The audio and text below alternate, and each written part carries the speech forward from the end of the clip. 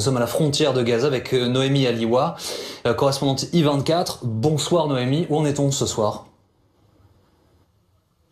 Écoutez, je vais vous décrire la situation sur place. Vous l'avez dit, nous sommes ici à la frontière entre Israël et la bande de Gaza. Et ce que l'on peut voir, eh bien, ce sont les fameuses roquettes qui sont envoyées par le Hamas depuis Gaza sur le territoire israélien. Il y en a beaucoup, notamment des lance-roquettes. Pourquoi ? Pour deux raisons. La première, c'est une raison offensive. C'est-à-dire que s'il y a infiltration d'un terroriste palestinien, c'est-à-dire que s'il y a infiltration d'un terroriste palestinien, c'est-à-dire que s'il y a infiltration d'un terroriste palestinien ou de plusieurs, comme cela a pu arriver au cours des derniers jours sur le territoire israélien, eh bien, les soldats sont là pour protéger cette frontière et certaines, eh bien, le traversent et atterrissent sur des habitations. Je le rappelle, il y a 2 jours, un enfant de 5 ans a été tué dans les bras de sa maman. Je le rappelle, il y a 2 jours, un enfant de 5 ans a été tué dans les bras de sa maman.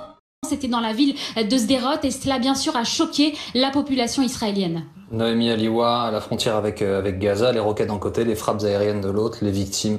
Noémie parlait d'un enfant tué en Israël, 119 Palestiniens, 31 enfants du côté palestinien. La donnée dont parlait Noémie, Bernard Guetta à l'instant, qui a un peu étonné tout le monde, la nuit dernière, Tsahal dit « Nous sommes entrés dans Gaza » pour finalement se rétracter aujourd'hui.